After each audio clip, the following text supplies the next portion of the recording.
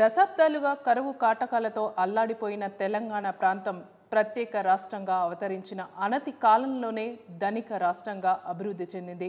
గడిచిన 10 ఏళ్లలో తెలంగాణ రాష్ట్ర ఆర్థిక ప్రగతి, అభివృద్ధి, మెరుగైన జీవన ప్రమాణాలతో ధనిక రాష్ట్రంగా రికార్డులకెక్కింది. రాష్ట్ర ప్రజల తలసరి ఆదాయం కూడా 3,17,115 రూపాయలకు పెరిగింది. ధనిక రాష్ట్రము అంటూ ఊదరగొడుతున్న తెలంగాణలో ఇవన్నీ నాణానికి ఒకవైపే. తెలంగాణ బడ్జెట్కు వాస్తవ వ్యయానికి 20% గ్యాప్ ఉంది. ఎస్సీ, ఎస్టీ, బీసీ, మైనార్టీల సంక్షేమ బడ్జెట్ అంచనాలకు వాస్తవ వ్యయాల మధ్య భారీ తేడా ఉంది. 2014-2015లో అప్పు 72,658 కోట్లు. ప్రస్తుతం 6,71,757 కోట్లకు అప్పు పెరిగింది. 10 ఏళ్లలో ఖర్చు చేసిన నిధులకు అనుగుణంగా ఆస్తులు సృష్టించబడలేదు. రుణాలకు వడ్డీలు చెల్లింపుల భారం రెవెన్యూ రాబడిలో 34% పెరిగింది. రెవెన్యూ రాబడిలో మరో 35% ఉద్యోగుల జీతాలు, పెన్షన్లకు వెళ్ళింది. దీంతో పేద వర్గాల సంక్షేమ కార్యక్రమాలకు ఆర్థిక వెలుసుబాటు తగ్గింది. 2014లో 100 రోజులకు సరిపడా బ్యాలెన్స్ పడేది. ప్రస్తుత పరిస్థితి 10 రోజులకు తగ్గింది. విద్య, వైద్య రంగాలకు సరైన నిధులు ఖర్చు చేయలేకపోయింది. రోజువారీ ఖర్చులకు కూడా ఆర్బీఐపై ఆధారపడాల్సిన పరిస్థితి వచ్చింది. 2023-2024లో తెలంగాణ ప్రభుత్వం 38,234 కోట్ల అప్పులు తెచ్చుకునే వీలుండగా ఏప్రిల్ నుంచి అక్టోబర్ వరకే 33,378 కోట్ల మేర అప్పులు తెచ్చినట్లు గణాంకాలు చెబుతున్నాయి. ఇదొక్కటే కాదు, గత ఏడాదితో పోలిస్తే తెలంగాణ రెవెన్యూ క్రమంగా తగ్గుతోంది. 2023-24 బడ్జెట్ ప్రకారం 2,16,00,000 మేర రెవెన్యూ వస్తుందని అంచనా వేయగా ఇప్పటిదాకా వచ్చింది 1,00,000 కోట్ల లోపే. కేంద్రం నుంచి వచ్చే పన్నుల వాటాలోనూ ఇప్పటికే రాష్ట్రానికి 50% వచ్చేసింది. 2014లో మిగులు రాష్ట్రంగా ఉన్న తెలంగాణ ఇప్పుడు అప్పుల ఊబిలో కూరుకుపోయింది. ఇది నిజం.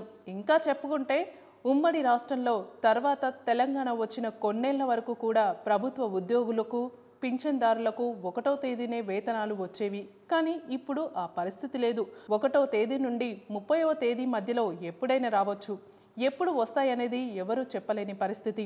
ఉద్యోగుల్లోనే కొన్ని వర్గాలకు 2-3 నెలలకు కూడా జీతం ఇవ్వట్లేదు. పండుటాకులు ప్రతీ నెల ఎదురు చూసేది పింఛన్ కోసమే. వీటిని నెల మొదట్లో ఇచ్చే పరిస్థితి లేదు. కొన్ని చోట్ల నెలాఖరులో ఇస్తున్నారు. నెలన్నర ఆలస్యంగానూ ఇస్తున్నారు. ప్రభుత్వం గొప్పగా చెప్పుకునే కొన్ని సంక్షేమ పథకాలకు 2.5 ఏళ్ల నుంచి బకాయిలు చెల్లించలేదు. రుణమాఫీలో సగం కూడా పూర్తి చేయలేదు. పథకాల అమలుకు అప్పులు చేస్తున్నారు. భూములు అమ్ముకుంటున్నారు. ఆస్తులు విక్రయిస్తున్నారు.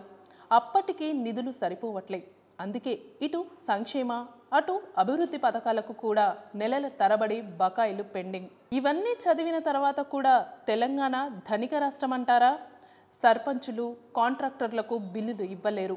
వేతనాలు, పింఛన్ల సకాలంలో ఇవ్వలేరు. ఫీజు రియంబర్స్మెంట్ ఏళ్ల తరబడి బకాయి. సంక్షేమ పథకాలను ప్రకటించడమే తప్ప వాటిని సంతృప్తి స్థాయిలో అమలు చేయలేదు. డబుల్ బెడ్రూమ్ ఇల్లు ఊసేలేదు. దళిత బంధు కొందరికే అందుతోంది. ఉద్యోగ భృతి ఎవరికీ లేదు. నిజానికి ఈ 10 ఏళ్లలో వర్షాలు సమృద్ధిగా కురిశాయి. వ్యవసాయ ఉత్పత్తులు గణనీయంగా పెరిగాయి. పారిశ్రామికంగా, ఐటీ పరంగా హైదరాబాద్ ఎప్పటి నుంచో కీలక కేంద్రం. ఫలితంగా రాష్ట్ర జీఎస్డీపీ గణనీయంగా పెరిగింది. రాష్ట్రం వచ్చినప్పుడు 5 లక్షల కోట్లు ఉంటే ఇప్పుడు 14 లక్షల కోట్లకు పెరిగింది. దీనిని చూపించే తెలంగాణ ధనిక రాష్ట్రమని మాజీ ముఖ్యమంత్రి కేసీఆర్ చెప్పుకున్నారు. కానీ పథకాల అమలు, పాలనలో మాత్రం అందుకు భిన్నంగా వ్యవహరించారు. ఉదాహరణకు విద్యపై దేశంలోని రాష్ట్రాల సగటు కేటాయింపు వాటి మొత్తం ఖర్చులో 14.8%. కానీ తెలంగాణ కేవలం 6.7% కేటాయించింది. ఆరోగ్యంపై రాష్ట్రాల సగటు కేటాయింపు 6.3% అయితే తెలంగాణలో ఇది 5%. అలాగే గ్రామీణాభివృద్ధి, పట్టణాభివృద్ధి కేటాయింపుల్లోనూ తక్కువే. నిజానికి రాష్ట్ర ఆవిర్భావం తొలి నాళ్లలో తెలంగాణలో 16,000 కోట్ల మిగులు తేలింది. కానీ ఉమ్మడి ఆంధ్రప్రదేశ్ నుంచి విడిపోయినప్పుడు తెలంగాణకు 75,000 కోట్ల అప్పు సంక్రమించింది. ఆ తర్వాత ప్రభుత్వం అదే పనిగా అప్పులు చేస్తూ పోవడం వల్ల ఇప్పుడు 6 లక్షల కోట్లకు పైగా చేరింది. రాష్ట్రం వచ్చిన 2014-15 ఆర్థిక సంవత్సరంలో కేవలం 13,467 కోట్ల అప్పును మాత్రమే తీసుకున్న ప్రభుత్వం 2022-23 సంవత్సరానికి వచ్చేసరికి 39,859 కోట్ల అప్పు తీసుకుంది. కేంద్ర ప్రభుత్వం ఆంక్షలు విధించడం వల్ల ఇంత తక్కువగా తీసుకోగలిగింది. అంతకుముందు సంవత్సరాలలో అయితే 45,000-50,000 కోట్ల మధ్యలో అప్పులు తీసుకునేది. రాష్ట్ర ఆవిర్భావం మొదట్లో తీసుకున్న అప్పు కంటే ఇప్పుడు తీసుకుంటున్న అప్పు 3-4 రెట్లు ఎక్కువగా నమోదవుతుండడం గమనార్హం. అప్పులు పెరిగిపోవడంతో నెలకు సగటున 2,000 కోట్ల రూపాయల వడ్డీని చెల్లించాల్సి వస్తోంది. రాష్ట్ర బడ్జెట్లో కేవలం ఈ అప్పుల కోసమే 1,000 కోట్లు కేటాయించడం విషాదకరం. ఇలా అప్పుల కుప్పను పెంచుకుంటూ పోతే ఎఫ్ఆర్బిఎం నిబంధనలను కూడా ప్రభుత్వం ఉల్లంఘిస్తోందన్న విమర్శలున్నాయి. ఎఫ్ఆర్బిఎం చట్టం సక్రమ అమలు కోసం కేంద్ర ప్రభుత్వం ఎన్కే సింగ్ కమిటీని నియమించింది. ఈ కమిటీ దేశ రాష్ట్రాల అప్పులపై అధ్యయనం చేసి పలు సూచనలు చేసింది. దేశంలోనూ 5-6 రాష్ట్రాలు ఈ పరిమితిని దాటి అప్పులు చేశాయి. వాటిలో తెలంగాణ కూడా ఒకటి.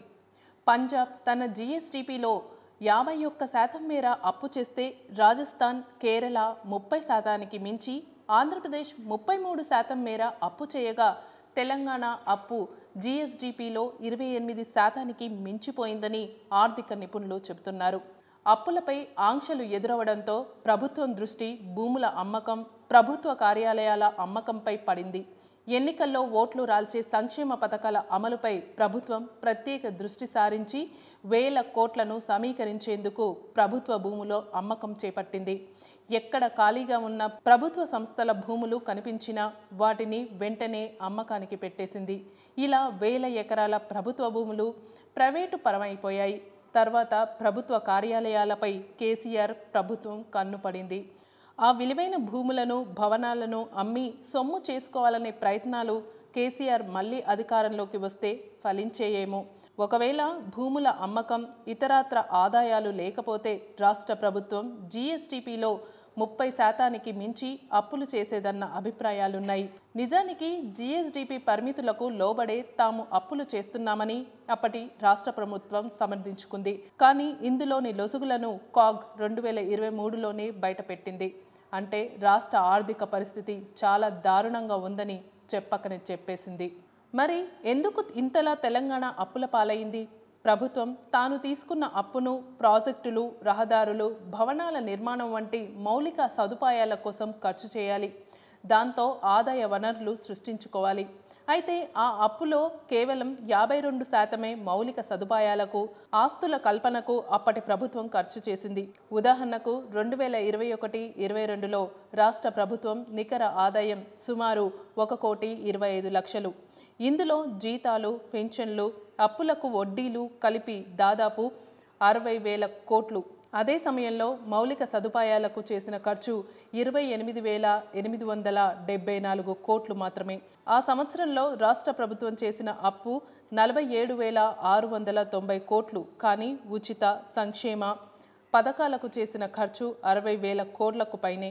అంటే అప్పులు తీసుకురావడం, ఉచిత పథకాలకు ఖర్చు చేయడం. గత 10 ఏళ్లుగా రాష్ట్రంలో పరిస్థితి ఇదే. ఉచిత పథకాలను తగ్గించుకోవాలని, అప్పులను క్రమబద్ధీకరించుకోవాలంటూ సంవత్సరం క్రితం కేంద్ర ప్రభుత్వం, ఆర్బీఐ అన్ని రాష్ట్రాలలో ఆదేశించాయి.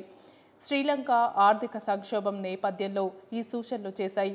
అదే పనిగా అప్పులు చేస్తూ ఉచిత పథకాలకు వెచ్చిస్తే రాష్ట్రాలు క్రమంగా ఆర్థిక సంక్షోభంలోకి జారుకుంటాయని హెచ్చరించాయి. దాంతో రాష్ట్రాలు అప్పులు చేయడంపై కేంద్ర ప్రభుత్వం 2022 నుంచి ఆంక్షలు విధించింది.